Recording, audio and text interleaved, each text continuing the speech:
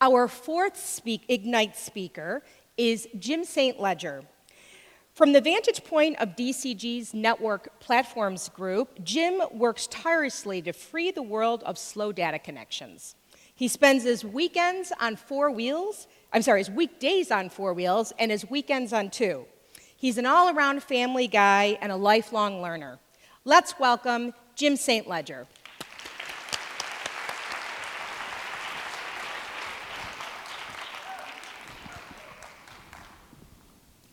My daughter, Lauren, loves to play sports, specifically the traditional boy sports.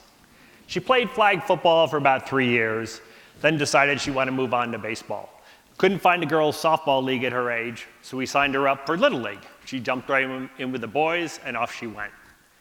First day of practice, the coach calls me over and says, "Jim, I got to talk to you. Does your daughter Lauren have a vision issue or something?" He goes, "Because the pop flies were coming at her, dropping, she never saw them. She got hit by the pitcher a few times." So, well, she wears glasses, but who knows? So a friend of ours recommended we stop seeing an optometrist and go see a pediatric ophthalmologist. So we did, and he said, "Her prescription is wrong, and you need to see a retina specialist." So we got a little concerned. When we saw the retina specialist, we got very concerned. He said, "Your daughter has retinitis pigmentosa, or RP, a genetic defect that will give her very poor low light conditions and close her field of view, eventually likely leading to blindness." That's a pretty serious diagnosis. We jump in as Intel parents, my wife also works at Intel, and start chasing down, what's the cure, what do we do? And the answer is, there is no cure. There's some genetic work, but not much going on there in her area. So then we look at things that can help her. We look at Braille. She'll likely learn Braille, and this is how you write win in Braille. She'll likely learn how to use a cane. You saw one of the girls in the Phoenix Girls course this morning that had a cane. My daughter will likely learn one, get one as well, and someday she might have a guide dog. Technology, however, is fantastic for the visually impaired. There are screen readers to help you do email and websites and things like that. There are tactical readers to help you read the PowerPoint charts that we love to put out there. There's Alexa and digital assistants and autonomous driving. So these are fantastic things that are coming her way.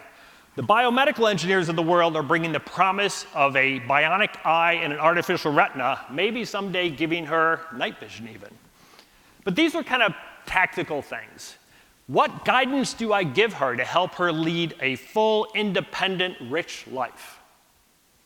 So I think about that, and it dawns on me, the guidance I'll give my daughter is the same guidance I'll give all of you to live a full, rich life. Her impairment is visual. What is your impairment?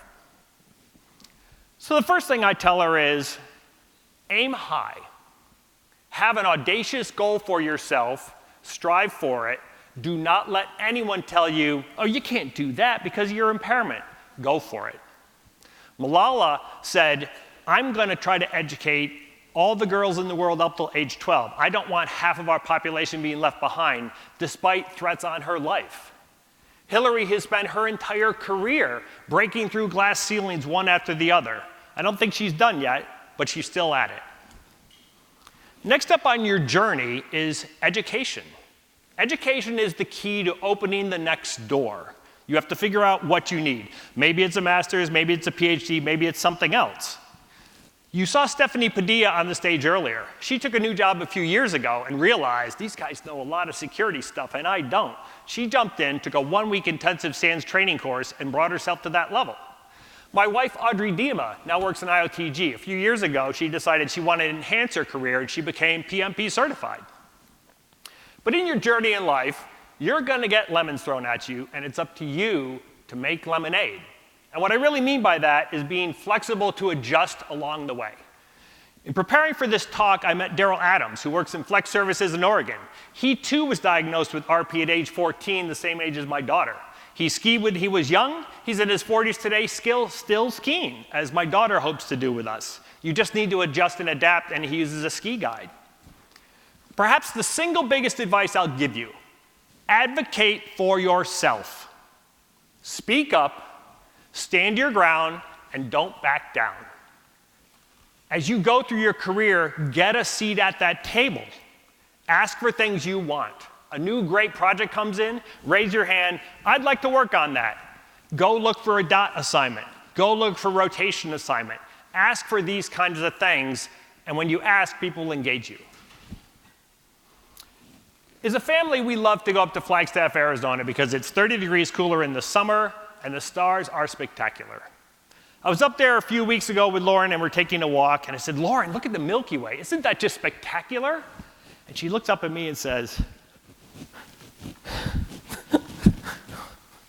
she says, Dad, I don't see any stars.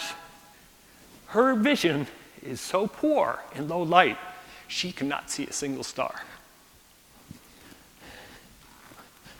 And I thought, and said, what do I tell her? The same that I'll tell you. I said, Lauren, reach for the stars even if you can't see them. Thank you.